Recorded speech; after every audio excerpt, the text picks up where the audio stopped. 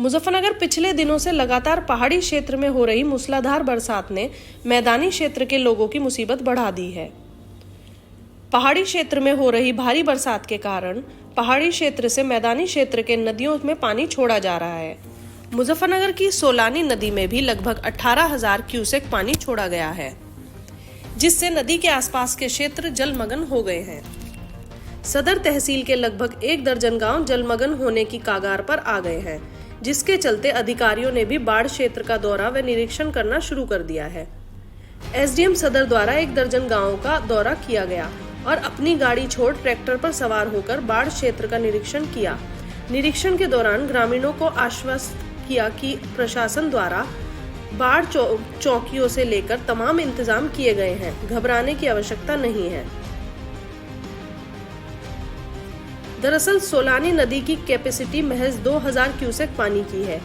ऐसी स्थिति में पहाड़ों से छोड़े गए 18,000 क्यूसेक पानी की वजह से सोलानी नदी उफान पर आ गई और पानी नदी से निकलकर शेरपुर खादर के करीब 15 गांवों में पहुंच गया। मामले की जानकारी मिलते ही एसडीएम सदर निकिता शर्मा शेरपुर खादर क्षेत्र पहुंची, जहां भारतीय किसान यूनियन के ब्लॉक अध्यक्ष मोनू प्रधान ने उप जिलाधिकारी निकिता शर्मा को ट्रैक्टर पर बैठाकर पूरे बाढ़ प्रभावित क्षेत्र का भ्रमण करवाकर मौजूदा स्थिति से अवगत कराया। संपर्क मार्ग पर भी पानी भरा देख उप जिलाधिकारी सदर निकिता शर्मा गाड़ी से उतरकर पानी में ही निकल पड़ी और क्षेत्र के लोगों को प्रशासन की तरफ से हर संभव मदद देने का आश्वासन दिया। मेरे द्वारा बाढ़ प्रभावित क्षेत्र का निरीक्षण किया गया, जिसमें हमने लगभग 1 दर्जन गांव 12 गांव का निरीक्षण किया। शेरपुर, खादर, भदौला, भदौली, रजकल्लापुर, आईकी और जो भी हमारे खादर क्षेत्र के गांव हैं उनका निरीक्षण किया, क्योंकि कल ऊपर से उत्तराखंड हिमाचल में बरसात के कारण 18,000 क्यूसेक पानी छोड़ा गया। तो सोलानी नदी में कैपेसिटी से ज़्यादा पानी छोड़ने की वजह से खादर क्षेत्र में पानी बढ़ गया है और कुछ पानी नदी के तटबंध को क्रॉस करता हुआ बाहर खेतों में भी आ गया है। तो क्या स्थिति लगी, आपने इस निरीक्षण किया, गांव के लोगों के लिए क्या किस तरह की मदद पहुंचाई जा रही है, खेतों की क्या स्थिति है? क्या सबसे पहले मैं स्थिति पे बात करना चाहूँगी। तो खेत जो फसल हैं उसमें तो पानी भरा हुआ है। यदि पानी भरा रहता है और निकलता नहीं है, जैसा कि मैंने देखा कि पानी निकल भी रहा है, तो यदि भरा रहता है तो फसलों का नुकसान होगा उसको पानी निकलने के बाद आकलन किया जाएगा। बाकी घरों में 1-2 घर में बहुत हल्का सा पानी है, जो उन्होंने ऊपर ऊंचे पे घर बना रखे हैं, तो पानी घर के सामने है, लेकिन घर उससे प्रभावित नहीं है। आवागमन में थोड़ी दिक्कत ज़रूर हो सकती है, लेकिन घर के अंदर पानी नहीं गया है।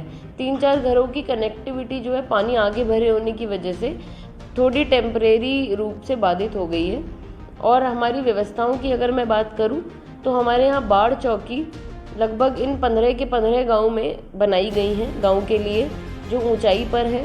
तो मैं आपके चैनल के माध्यम से ये निवेदन करना चाहूँगी लोगों से कि यदि आपको खतरा लगता है तो सबसे पहले जान है, आप जो बाढ़ चौकी हमने बनाई है उसमें 10 से 12,000 की कैपेसिटी है सारी मिला के।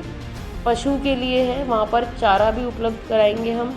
वहाँ पर हम पूर्ति विभाग से राशन की और जो ज़रूरत की जितनी भी चीज़ें हैं वो सब उपलब्ध कराएंगे। तो अगर आपको कहीं पे भी स्थिति ऐसी लगती है, क्योंकि अभी स्थिति ऐसी अभी सामान्य है, कल को हो सकता है कि स्थिति आपको ऐसी लगे जिसमें आपको खतरा महसूस होता है, तो आप ज़रूर हमारी प्रशासन की जो बाढ़ चौकी है वहाँ पर आकर सहायता ले सकते हैं। मैडम, आगे की क्या रणनीति बनाई है? अगर पानी बढ़ता है फिर लोगों के लिए अगर समस्या बनती है तो उन्हें किस तरह से व्यवस्था कराई जाएगी? जैसा कि ग्रामीणों द्वारा अवगत कराया गया, 1-2 जगह पर ग्रामीणों ने सुझाव दिए हैं कि यहाँ से आप गहरा करवा दीजिए या कहीं पर बंधा है तो उसको मजबूत करा दीजिए। तो सबसे पहले तो मैं सिंचाई विभाग के साथ मिलकर उस पर वार्ता करके वो चीज़ें कराऊंगी।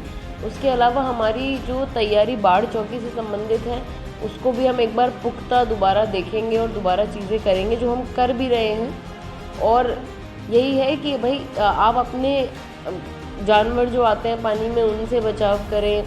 कुछ छोटे मोटे जैसे ग्रामीणों द्वारा बताया गया कि ऐसे मौसम में सांप, बिच्छू आदि आते हैं, तो आप इनसे बचाव करें। हमारी तरफ से हम लोगों के नंबर सबके पास हैं। हमारी तरफ से हमारी टीम, राजस्व के कर्मचारी, विभिन्न विभागों के कर्मचारी के नंबर सब जगह आपके पंचायत घरों में, प्रधान जी के यहाँ सबके पास हैं।